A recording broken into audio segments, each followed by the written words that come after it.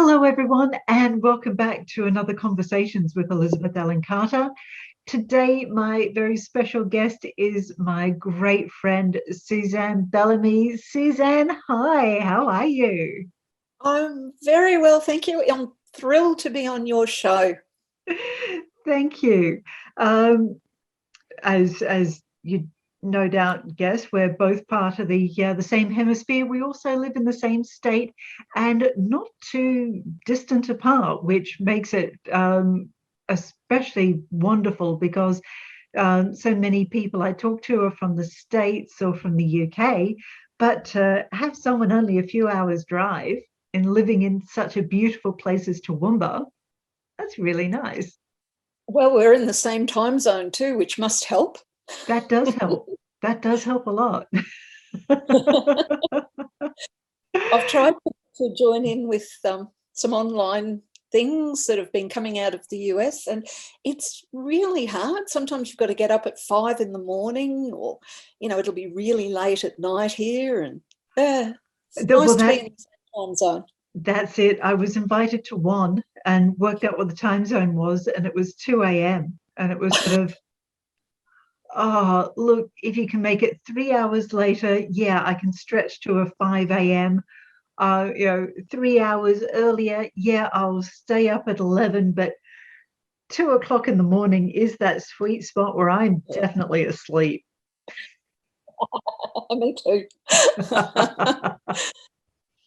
Anyway. Now, for anyone who not familiar with your work, you're perhaps best known for contemporary and Australian rural romance, but that's not what we're going to be talking about today, because you've had a little dip into the era of historicals and regencies, including one which is a repackage from a short story anthology from last year, and of course you've got one coming up for Christmas too. That's right. Often I think it's the challenge of doing something new that's really inviting, and that's how I got into writing. It was a bit of a challenge that came out of a discussion with a fellow colleague, and at that point I thought, oh, I'll just see if I can write a book. And I did, and I went, oh, I really like this. It's quite a few years ago now, but another writing friend invited me to join in with this 12 Rogues of Christmas last year. And I said, I've never written a Regency, but I love to read them. Do you mind if I give it a go? And I did, and I had an excellent editor who pulled me up on things that I might not have got quite right. And the reason why we're laughing, everyone, is the editor is my husband, Duncan Carling Rogers, who also does editing for me as well. And yes, he is absolutely uncompromising on a historical stuff. I was thrilled when he agreed to edit for me. And I just so enjoyed the experience. There was a lot of research to do, despite reading Regency stories over most of my life, I think. I think the earliest would have been Georgette Heyer, probably the same for a lot of Regency readers, but she was my introduction. And I think having had that love of it, I felt, oh, I know a bit about this period in history. And so I went merrily on my way writing the story, and then you get into the nitty-gritty of, is this actually right? Could they do this? Did they do that? What's the name of the main road that they would have ridden down in Hyde Park, etc.? And Duncan was brilliant at pulling me up. And it really is interesting because yeah, I think we all have a familiarity with that time period because it is the mainstay of historical romance. Yet it really is a fresh adventure starting off writing a new Regency, because there are certain things that sort of we know the Empire dresses, for instance. And funny story, when the 1995 miniseries Pride and Prejudice came out, I remember my grandmother saying, I hate those dresses. They look awful. They didn't wear those back then. But I think she was thinking about the Greer Garson version of Pride and Prejudice, completely ahistorical. Um, Sort Yes. of, they had more Victorian than Regency, and yeah, if you look at romance and historical romance from a sort of fairy tale lens, the actual reality of it can come as a bit of a shock. Uh, That's true. what were some of the things that surprised you in the research for your first Regency? Well, I have this attraction to spies and espionage. Nothing wrong with that. Uh, and I think trying to find what that would have been like at that period Mm, was interesting. Nothing like what we see with James Bond these days. mm. And I decided that my hero was going off to France. And so I had a lot of research there that I hadn't expected. Um, he had to find someone who ended up being in a French nunnery. So that took me down a rabbit hole. I read up quite a bit about what happened to the churches in France with the Yeah. revolution and Oh what were my, the yeah. final effects. So even though it was a novella, it's one of those sort of things that you've got to get right. And I just hadn't expected the sorts of things that I found there. How most of the churches were taken over and some were desecrated. Many of the clergy were killed. And I Yeah. thought I knew a bit about the French Revolution, but there were aspects of that that took me by surprise. It is, and this is even for a short story or a novella, you end up doing a full book's worth of research, and it can be for um, a minor scene, but often you put that level of detail into a pivotal scene or something that the is integral to the plot, and really fascinating. I loved the scene in the convent. I thought that was absolutely brilliant. It was and that nice piece of misdirection that you had. I'm not giving away spoilers. You had your hero making certain assumptions, and then the way you brought that all back together, I thought was absolutely lovely. I wonder if being a teacher has been partly responsible for that. You pick up on kids who try to misdirect you during a class, and you just go with the flow for a little while, and then you just gently bring them back around, and they go, "How does she do that?" Look, isn't that a skill all parents have? I don't think all parents do, but it's definitely a skill that some parents have, and teachers definitely need to develop it. But Mhm. I think that's fun in a book, so that you're not deceiving, but it's not what people will expect. Well, So, this is it. It's sort of having dual meanings and uh, I mean, as a reader, it's great fun when you um, make assumptions. Okay, it's going to unfold this way, this way, this way, and there are times where you're quite happy to have something go in that direction, unfold as you expect. It's comforting, and comfort reads are great, but there's also the great fun in saying, okay, I'm going to envisage that it unfolds that way, and then when you go, no, it's going to shift sideways. It's a delightful surprise, especially when you can go, right, there were clues all along from here, here, and Yes. here, but but they can be interpreted a couple of different ways. That's not the way I'd interpreted it, but you're so fully invested in the story, you go, yeah, that's great. That really works. It's Mm, but that's also that's true. I must an admit, I was about to say it's an element that you also bring to your romantic suspense too. I haven't had a chance to read the Singapore story yet, but I did read an early version of High Stakes too, and I loved what you did with the villain. Oh, the villain! Oh, well, more than one villain, I suppose, when you mm, think about it. There was the real villain who you knew from the start, but then the others you didn't know mm, because it was a mystery to the hero and heroine.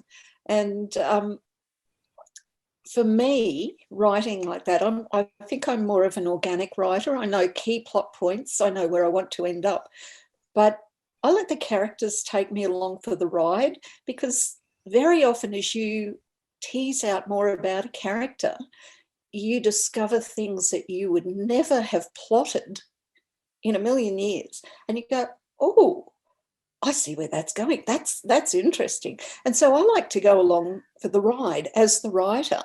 And for me, that element of surprise, I hope, then transfers into the story. So mm. I actually brought along book 2, which came out earlier this year. There we go. Singapore Trap.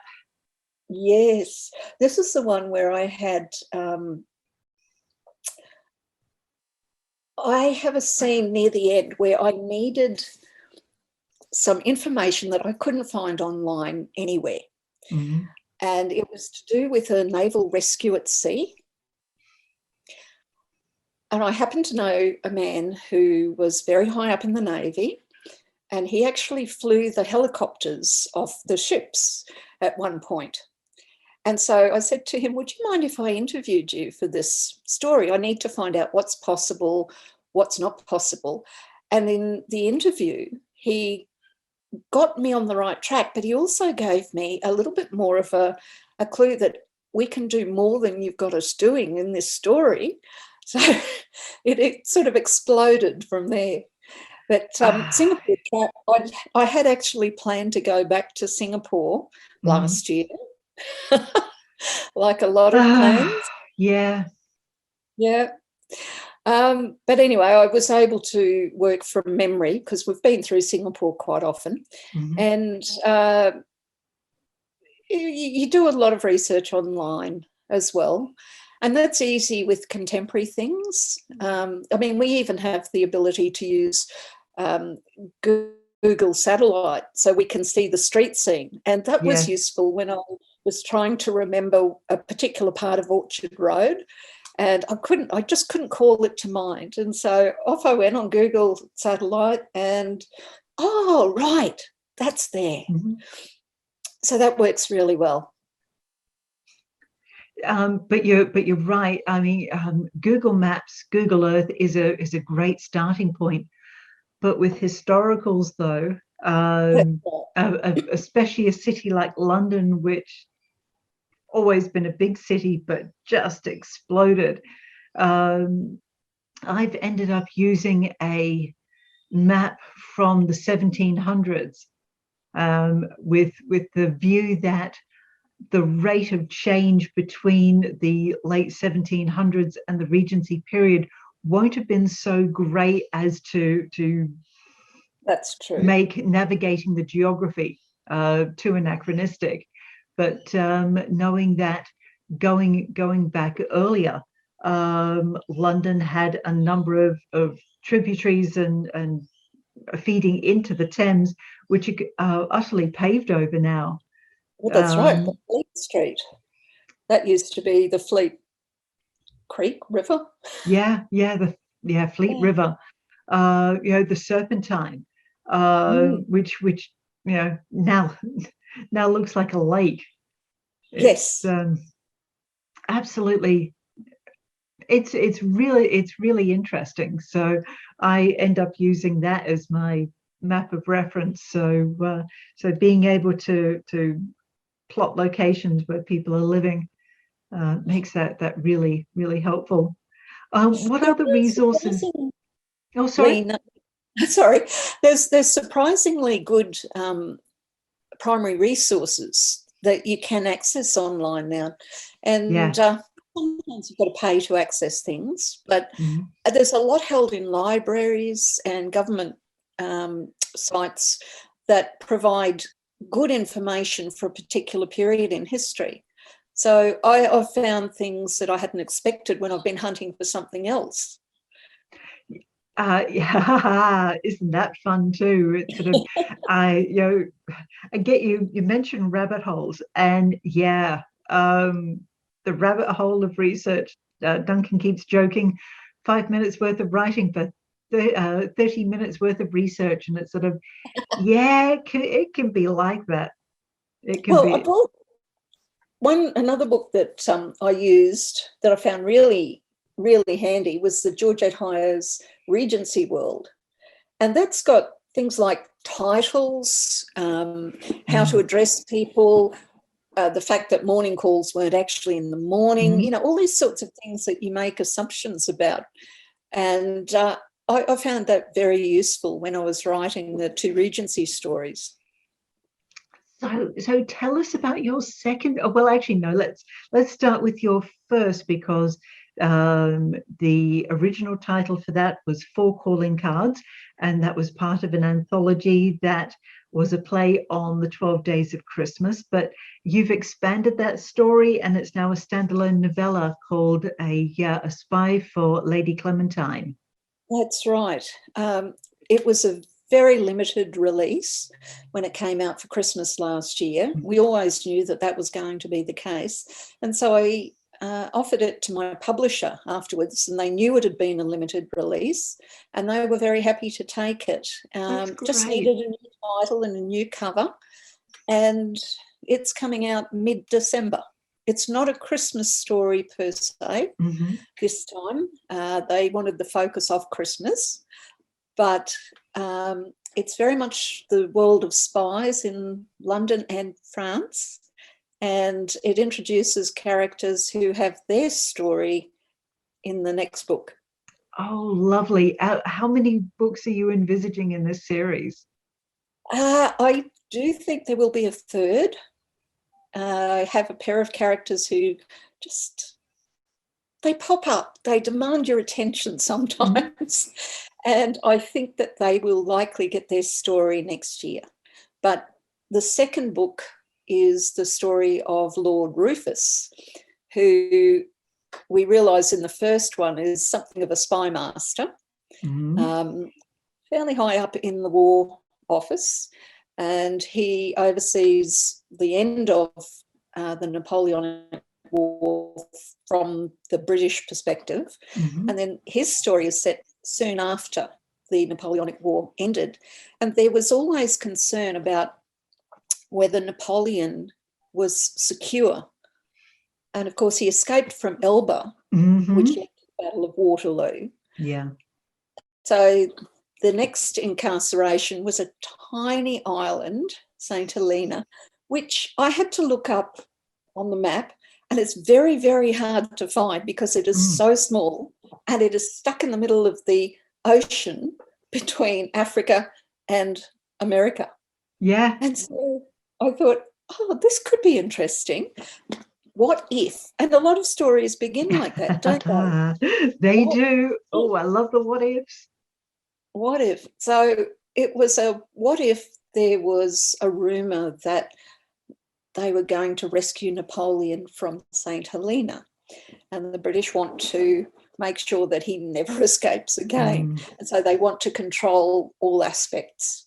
So Lord Rufus has to um, find someone who has a ship who can tender for this resupply contract to St. Helena so that the Mhm. British can control what goes to the island, what comes off the island. Yeah. And that was where I started with that story. So that's coming out in a very short period of time, I think late this month. Is ahead of a Spy for Lady Clementine, or no, the story is part of a new anthology. That's right. Sorry, Right. that was okay. Yeah. Yes, that Christmas collection is coming out fairly soon. Mm-hmm. It's called Sweet Christmas Secrets, and that collection works on the premise of each story has a secret admirer, and there's some sort of notes or messages exchanged. But my pair, of course, being having the spy master, Mm-hmm. it's going to be something quite different. Not and again, Paul Duncan edited it for me and pulled me up when I had someone trying to pick a lock, and he said they didn't have those sorts of locks back then. And I go, oh, is that right? oh my, yes. And oh, what was it? There was a particular word that I had in one of mine, and Duncan said, no, that word, that wasn't, that's a 20th century word. And it's sort of, oh, is it really? Sort of, oops. And it's things like this that I think something that maybe some readers will pick up. I would venture to say that the majority of readers don't, but it's part of our integrity as authors that we try and get the language and the action, and by that I mean how characters interact with their environment as accurately as possible. That's right. And one of the things to keep in mind, which I had to keep at the forefront, was that these are women who lived 200 years ago. They don't have the modern sensibilities that we have. Mm. They were products of their society. But that said, even though there were expectations that they would behave and think in certain ways, you can still have a character who thinks a bit outside the norm. And so they might not like the life that they've got, but they're living it. Mm. But they can sort of dream and aspire to something a little different. Well, I've always held that, your heroine may be a victim of circumstance, but she's never a victim. And I think that holds true with why they are heroic, that they may not be in an ideal situation, but what they do is they use the resources they've got. They apply common sense. They've got a goal that they're working towards, and they use whatever is in their ability to control. So for some women, they use their sexual power to get what they want. For other women, it's building relationships, say with other men in a platonic sense, to act as their champions. But and then there are things that women of that era could directly control, and they did. That's right. Because of the status they had as women. And it's interesting that that sort of, even though women may not have had the universal enfranchisement that we do today, they were often put on a pedestal. So one way or another, they could use men as their agents to get certain things done. That's right. And the most interesting heroines are usually those who push the boundaries a bit and challenge by making use of the power that they can get hold of. Yeah. Yes, yeah. It really. Actually, can I dip? I'll just dip this in. Yeah. I'm currently reading The Good Wife of Bath. Oh, yes. That's a fascinating retelling of the Wife of Bath story from the Chaucer's Canterbury Tales. Mm. And you talk about women not having any power but making use of whatever relationships or elements of power they can. That's a really good example from the 14th century of a woman who can't openly have the power, although she knows much better than the men what she's doing. Mm-hmm. But she uses what's within her grasp, and she ends up building up quite a substantial fortune for her husbands, because she has several. Mm-hmm. So I'll just throw that in, because that's a really Yes. interesting retelling. Yeah, it is absolutely. And bit of research that I did a while back of women who were close to the Prince of Wales and their involvement with shaping the politics of the time. So it's really interesting. I think from a modern perspective, we tend to do women of the past a great disservice by thinking, oh well, they were just straight-jacketed, sort of, disempowered people who are nothing more than broodmares. Where it's sort of, no, that's not at all accurate, sort of. And I think if we examine the power dynamic only in terms of political power wielded, we miss out on a lot of explorations of power and as I said, broadly speaking, heroic actions that women of history have made. There was one, a riot in, I think it was the late 1700s, late 1700s, where it was the housewives' riot, and they were protesting the price of food, price of grain, those things that they could bring to bear to bring positive social change. Yes, absolutely. I think we still think of relatively recent history in similar terms too.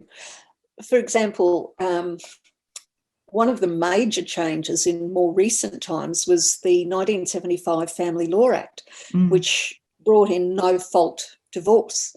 And that heralded huge social change. But Yep. I think we look at those times and we think, oh, women were repressed, women didn't have power. But women found ways around it. And I'd like to mention one. The book I've literally just finished writing yesterday. It's 120,000 words, so it's going to be bigger. I started out when I found a picture of Robin Miller Dick's memorial, and she was, well, I'll show you this too. Sugarbird Lady. Give us a bit of background on her. I mean, I know that we've discussed this sort of ages ago, but she is such an amazing lady that, I think people listening to this would love to know more. Totally inspired me. It started simply with finding this picture of her memorial stone up in, I think it was Broome in Western Australia. And she was a nurse pilot in the 1960s and first part of the 1970s. So she trained as a nurse, and then she got her pilot's license, and then she applied to join the Royal Flying Doctor Service. And despite the fact that her father was pretty big in the aviation industry in Western Australia, she was refused because she was a woman. Now, that was in the 1960s. And I mean, we think about that and go, that's not that far back in history. But she was passionate about helping people. She'd grown up around Broome, and so she approached the Western Australian government with a proposal that she would fly and do all the remote areas in Western Australia and deliver the polio vaccine to remote and Indigenous groups. And so in a period of about 2 years, I think, from 1967 to 1969, she made a number of flights. She flew something like 69,000 air miles. Wow. So it was huge. And she got the polio vaccine to, I think, pretty well everyone in the remote parts of Western Australia. And they called her Sugarbird Lady. That was the name that the Indigenous kids had for her, because at the time the polio vaccine was delivered on a sugar cube. And so when she came in, she was the Sugar Bird Lady, Sugarbird Lady. I thought, I've got to write about her. When you write about somebody who's still within fairly recent history, you've got to be a bit careful. And so instead of the story being her story, I thought it needed to be a young woman who was inspired by her. And so Robin Miller Dix is a minor character in the story. But then the story exploded, and the young woman who was inspired by her, I realised her mother was also important in the story, and the story grew to the mother's story in World War II, so from the bombing of Darwin to Townsville, and these incredible nurses, what the things that they did and the way they pushed. They sort of said, why aren't we going to the front lines? That's where the men need us. And eventually some were allowed to do that. And some of them became known as the Flying Angels because they went on the Medivac flights and brought home wounded soldiers, and they needed to be tended on the flight home. But there'd be a nurse and an orderly and then maybe 18 men in these revamped Dakotas. So all of this came out of finding Robin Miller Dix Memorial. And I thought, yeah, I want to bring her story back, and I want to then talk about some of these incredible women in World War II and the work they did. It's just absolutely. It's and you mentioned that, and the one of the first things that came to mind is the story. I think I've got the title right. Paradise Road. That was a Hollywood film that centered on a group of nurses, a true story of a group of nurses captured by the Japanese. I don't know if it's Malaysia, somewhere along yes. that end. And I keep getting the name and losing the name of the actress. Was it Glenn Close? It was Glenn Close. Thank you. I could see her face and just couldn't quite remember her name. Absolutely stunning, the fortitude of those women under horrible situations.